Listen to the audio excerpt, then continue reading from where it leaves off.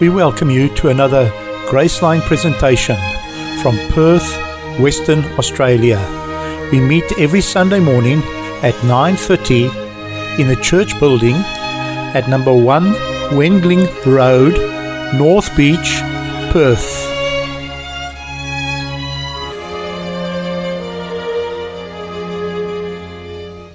Today for our meditation, we want to turn to Galatians chapter 1, verse 19. And we want to talk about James. Was he an apostle? Well, let's look at what James did, what James was, and we'll find that there is a misconception of this man. Galatians 1:19 tells us, "But other of the apostles saw I none." Well, Saul of Tarsus had gone to Jerusalem, and that's what he said. "I didn't see anyone, but other of the apostles saw I none, save James, the Lord's brother." Was he an apostle? Did he qualify to be an apostle? The qualifications are seen in Acts chapter 1, verse 21. Peter is speaking, as he was the spokesman for the 12, or shall I say the 11, because Judas was gone. "Wherefore of these men which have company with us all the time that the Lord went in and out among us, beginning from the baptism of John, the same day that he was taken up from us, must one be a witness of his resurrection." The qualifications for an apostle: he had to be with the Lord from his baptism to his resurrection, all 3 years. Only 2 qualified, and James did not. Jesus did not recognize his own earthly family. As we turn to Matthew chapter 12, James was included in this group. Matthew 12, verse 46. "While he yet talked to the people, behold, his mother and his brethren stood without, desiring to speak with him. Then one said unto him, Behold, thy mother and thy brethren stand without, desiring to speak with thee. But he answered and said unto him that told him, Who is my mother? And who are my brethren?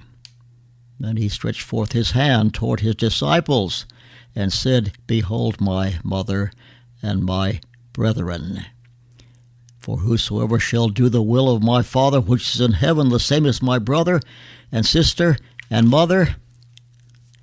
James was in that group that I don't want to use the word denounced, but he did not recognize them.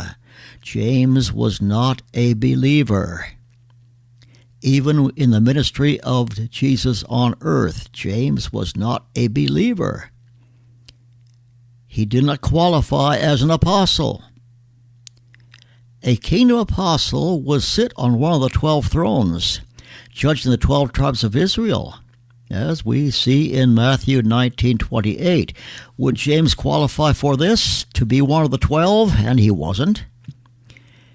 I read Matthew 19:28, "And Jesus said unto them, Verily I say unto you, his disciples, that ye which have followed me, in the regeneration, when the Son of Man shall sit on the throne of his glory, ye shall sit also upon the 12 thrones, judging the 12 tribes of Israel."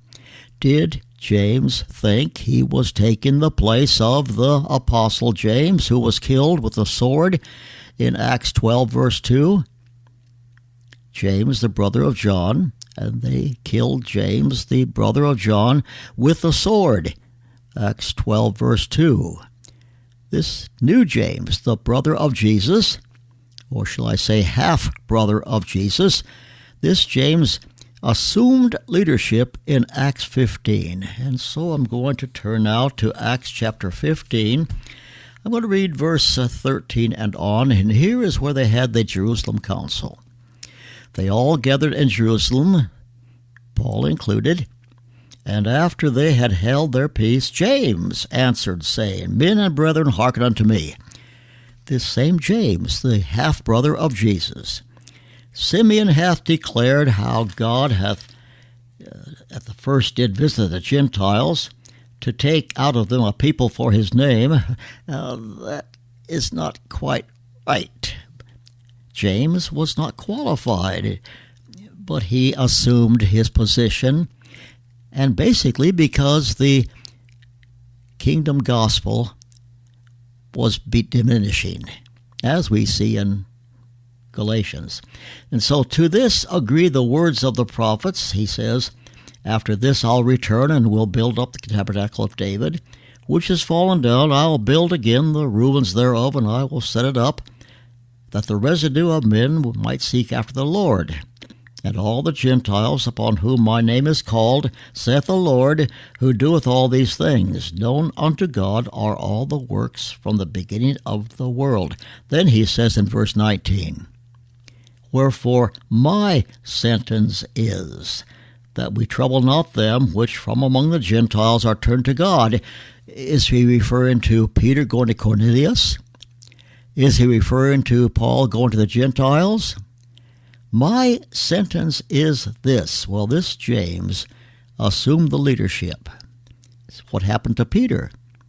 Peter was given the keys of the kingdom. In Matthew 16, verse 19, the Lord said to Peter, I will give unto thee the keys of the kingdom of heaven, and whatsoever thou shalt bind on earth shall be bound in heaven, and whatsoever thou shalt loose on earth shall be loosed in heaven. But now, what happens to Peter? I turn now to Galatians chapter 1, verse 12. In Galatians, when Peter was come, is that Galatians 1? Galatians 2. It's Galatians 2, verse 12, 11 and 12. When Peter was come to Antioch, I withstood him to the face, because he, Peter, was to be blamed.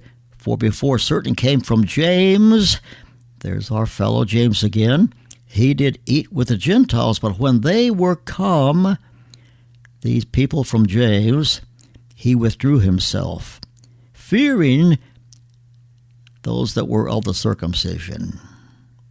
The Jews, he feared James. Peter feared James. It ought not to be. What happened? A change of dispensation.